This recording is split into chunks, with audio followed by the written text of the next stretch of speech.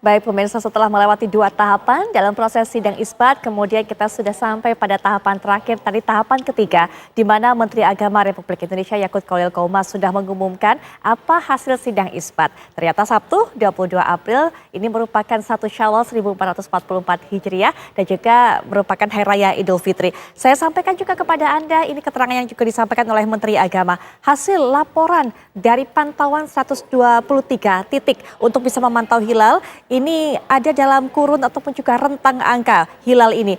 0 derajat 45 menit sampai kemudian 2 derajat 21 menit. Itu ketinggian hilal yang terpantau di 123 titik mulai dari Aceh sampai Papua Barat. Kemudian mengenai sudut elongasi ataupun juga sudut antara bulan dengan matahari di langit. Nah ini antara 1 derajat 28,2 menit sampai 3 derajat 5,45 menit. Ini juga merupakan hasil pantauan di 123 titik. Karena memang dari hasil pantauan di berbagai daerah ini kemudian semua datanya dimasukkan ke Kementerian Agama untuk kemudian disidangkan dalam rapat isbat. Sehingga kemudian jatuhlah keputusan 1 Syawal adalah Sabtu 22 April. Ada satu pesan tadi yang juga disampaikan oleh Menteri Agama, kemudian juga dari Ketua Komisi 8 DPR Republik Indonesia yaitu Ashabul Kahfi untuk bisa melihat bahwa perbedaan ini hal yang wajar, pendekatan masing-masing untuk bisa memutuskan 1 Syawal, tapi semuanya sama, tetap menjaga ukhuwah Islamiyah, hubungan antara umat muslim di tanah air. Untuk bisa berbicara lebih lanjut mengenai hal ini sudah hadir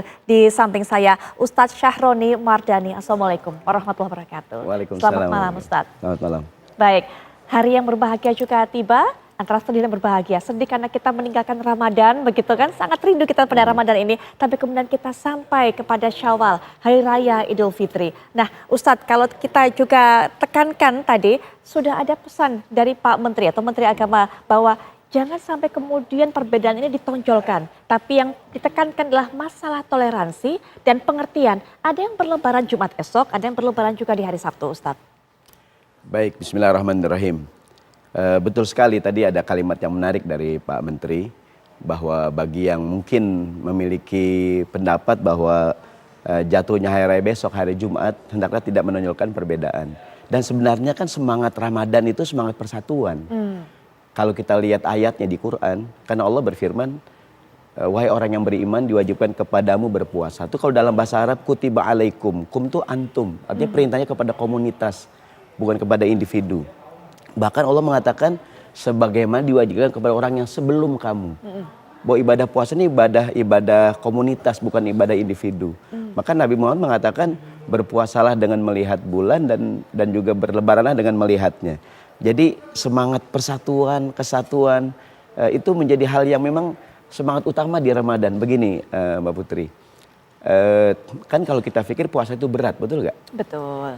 Maka kalau kita merasa berat, orang sebelum kita juga puasa juga. Betul. Sehingga yang berat itu terasa ringan karena kita ngerjainnya bersama-sama gitu. Contoh begini, ada orang bercanda, ada orang tua ngambil rapot anaknya di sekolah. Kata gurunya, Pak, anak bapak nggak naik kelas. Berat nggak tuh berita? Berat sekali ya? Pasti. Masa anaknya nggak naik kelas gitu? Kata guru anak kita, tapi Pak, satu sekolah nggak ada yang naik Pak. Apa kayak reaksi kita? Alhamdulillah dah gitu. Pertama kita dengar anak bapak nggak naik kelas, oh berat tuh. Tapi yang lain juga sama. Puasa tuh begitu, kalau kita rasa berat, yang lain juga puasa. Maka semangat persatuan itu menjadi semangat yang diutamakan dalam berpuasa. Sampai ulangi, Nabi mengatakan sumu liru'yatihi wa aftiru liru'yatihi. Itu yang pertama, jadi semangat persatuan menjadi semangat utama di dalam melaksanakan ibadah puasa Ramadan gitu. Betul sekali. Apa kalau tadi mengatakan bahwa bukan hanya kita saja yang berpuasa, tentunya kaum-kaum pendahulu kita sudah lama memang ini menjalankan puasa seperti ini, merupakan ibadah wajib di bulan Ramadan. Sama juga di tanah air Ustadz, bukan sekali ini saja adanya perbedaan perayaan Idul Fitri atau tanggal jatuhnya 1 Syawal. Sudah pernah terjadi sebelum-sebelumnya dan itu membuktikan bahwa keberagaman memang ada, pendapat memang boleh masing-masing, tapi persatuan itu harus yang tetap dijaga oleh umat muslim, Ustadz. Begini, bismillahirrahmanirrahim. Di dalam Al-Quran, kan Allah berfirman, semua umat Islam, semua ormas sepakat tentang ayat ini. Yang bunyinya, ya ayyuhalladzina amanu atiullaha wa atiur rasula wa ulil amri minkum. Wahai orang yang beriman, taatilah Allah, taatilah Rasul, dan taatilah ulil amri, pemimpin kamu. Dalam hal ini ya pemerintah diwakili oleh Kementerian Agama. Dan karena awal puasa, awal lebaran itu kan hajat hidup orang banyak. Maka negara harus hadir gitu. Tidak mungkin semuanya berkata puasa Senin, puasa Selasa, puasa Rabu gitu, atau lebaran hari Kamis, Jumat. Kalau semuanya bicara mungkin jadi berantakan. Maka pemerintah hadir melalui kementerian, dibuatlah sidang isbat. Ada tim yang meru'yat hilal, ada tim yang segala macam gitu. Dan diputuskanlah tadi setelah bermusyawarah, diundang semua ormas, semua pihak yang terkait, dan diumumkanlah bahwa di Indonesia hari raya jatuhnya pada hari Sabtu. Betul. Tanggal 22. Berdasarkan pengumuman tadi yang kita dengar, berarti sebenarnya ya udah, kita orang Indonesia taat pada pemerintah ya hari Sabtu gitu. Saya terus terang tadi dari siang ditanya, Pak Ustadz, kita lebaran kapan? Besok masih puasa enggak? Lebaran, saya bilang kita tunggu maghrib, saya bilang. Baik. Kalau pemerintah bilang hari Sabtu, sebagai orang Indonesia ya saya Sabtu gitu. Betul. Tapi kalau kemudian ada yang lain yang mungkin pendapatnya berbeda, ya silakan saja gitu. Dan saya mohon maaf kalau menurut pemerintah itu tidak jadi masalah, ya tadi disampaikan silakan. Ya. Tapi tadi jangan terlalu menonjolkan perbedaan. Apalagi tadi disampaikan jangan mentang-mentang besok ada yang lebaran, makan gitu, minum, open house gitu kan. Sementara mungkin, saya mohon maaf, mungkin saya nggak tahu, mungkin mayoritasnya baru hari Sabtu gitu. Ya. Nah, jadi kalau bicara ayat Quran sih, taatilah Allah dan Rasulnya dan ulil amri. Baik. Gitu. Ya kalau dari ayat itu ya udah gampang aja. Berarti setelah mendengar tadi, saya orang Indonesia, kapan lebarannya? Hari Sabtu gitu. Baik. Tapi kemudian kita menghormati tadi yang memiliki pendapat yang berbeda. Betul sekali. Tapi yang pasti juga kita ingatkan kepada masyarakat, Ustadz, jangan kemudian milihnya memang atau mengikuti lebarannya hari Sabtu, tapi besok sudah nggak puasa. Nah ini kan banyak juga yang nakal seperti itu, Ustadz. Tapi Ustadz, kita akan lanjutkan kembali perbincangan. Ustadz juga mungkin bisa sampaikan terus-menerus pesan mengenai hal ini, persatuan ini kepada masyarakat. Tapi kita akan terlebih dahulu lihat laporan dari rekan kami kembali, Kena Fintan, yang akan melaporkan dari kantor Kementerian Agama Republik Indonesia. Silakan, Vena. Ya, selamat malam Putri Viola dan juga pemirsa.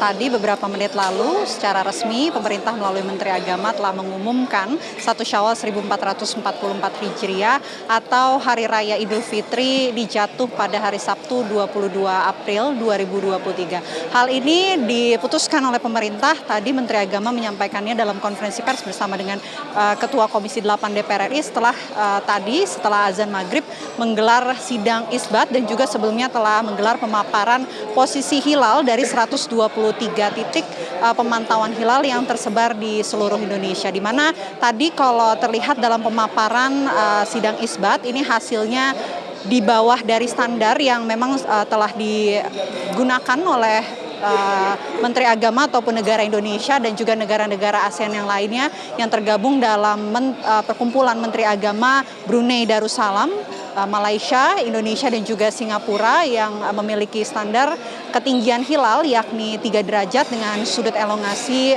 6,4 derajat. Di mana dalam pemaparan sidang isbat ini hasilnya tertinggi ada di Provinsi Aceh, pemantauan hilal yakni 2,4, sementara paling rendah ini pemantauan hilal yakni terpantau 0,4 berada di Papua, Putri Viola dan juga pemirsa. Sehingga pada akhirnya tadi Menteri Agama memutuskan bahwa dari hasil sidang isbat ini tidak mencapai standar yang digunakan oleh Mabims tadi, dan pada akhirnya memutuskan bahwa 1 Syawal 1444 Hijriah jatuh pada hari Sabtu besok karena pemantauan hilal yang dilakukan hari ini di 123 titik tadi tidak mencapai standar yang digunakan oleh Indonesia dan juga beberapa negara-negara ASEAN lain.